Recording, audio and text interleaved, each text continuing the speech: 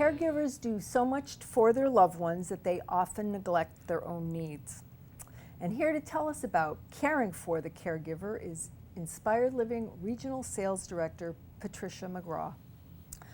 Hello, Patricia. So, Inspired Living, tell us a little bit about that before we get into the caregivers aspect of our segment today. Certainly. Thank you for having me. Of course. Inspired Living offers senior living options for families. We offer independent living, assisted living, and memory care. My particular region that I support is from Tampa down to Bonita, which includes St. Petersburg, Sun City, Bradenton, Lakewood Ranch, Sarasota.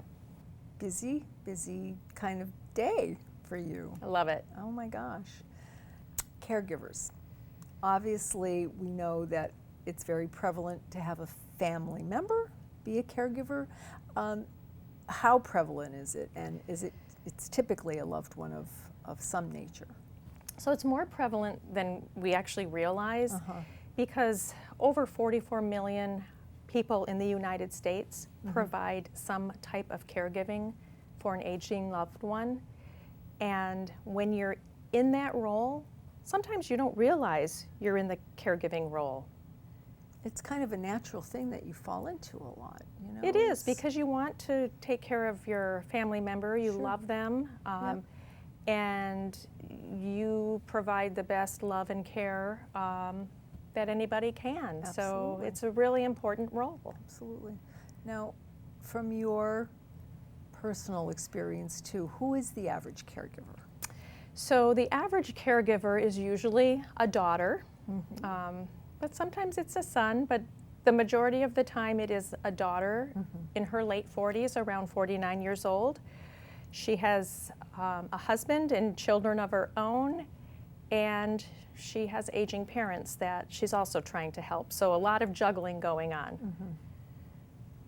And you said yourself, I mean, you've experienced it, I did as well. I think we all come into that role at some point. It's natural. It is. Now, there's a lot of different things that caregivers do. What does a normal caregiver's day look like to you? So typically, if you have a family member helping a loved one, they're spending about 20 hours a week outside of their normal routine. So outside of their work hours, outside of helping their children with homework, outside of extracurricular activities. They may be providing medication management for their parents. It might be a spouse providing help to a spouse, but that the day takes on a different purpose. So caregiver might be fixing meals, taking over driving, laundry, driving to doctor's appointments.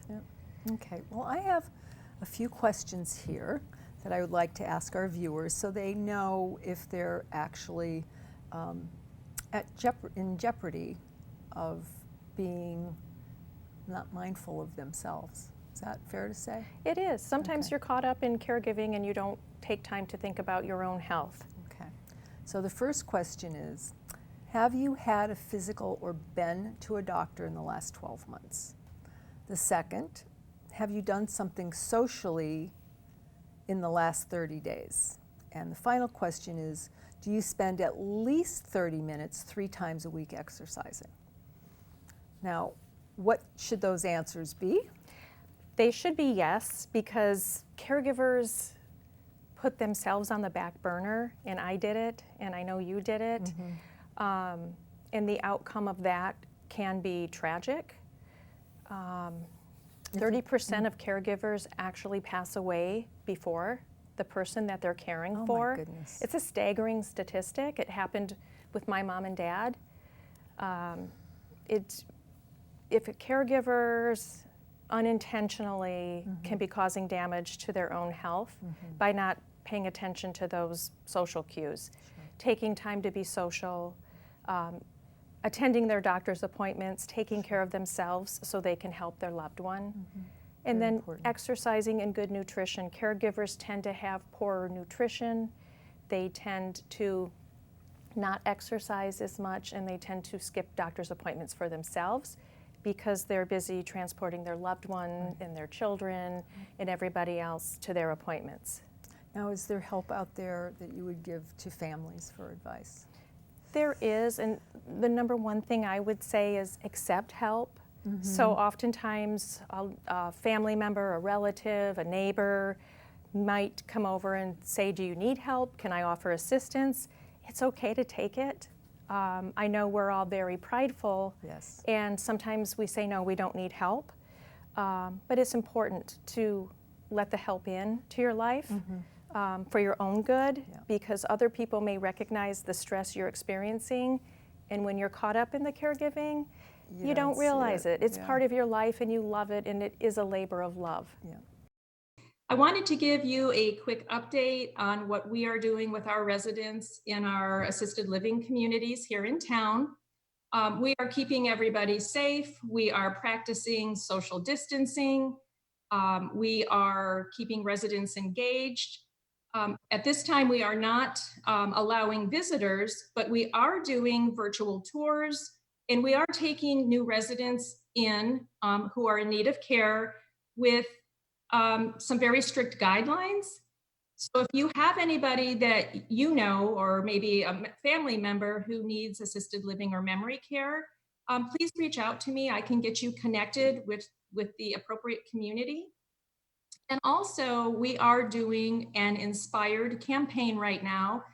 Not all of our residents have family members in town, and we are asking community members who want to get involved if they could write a letter to a resident and just say resident at Inspired Living Sarasota or resident at Inspired Living Hidden Lakes.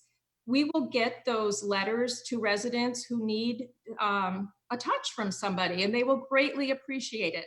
At the same time, we are doing inspired caregivers. So if you just want to thank a caregiver, let them know you're thinking about them.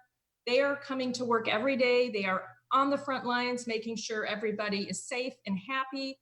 They would greatly, greatly appreciate a communication from the outside as well. And I just want to remind everybody, during this time, please continue to practice social distancing. It really is saving lives. And together, we will all get through this.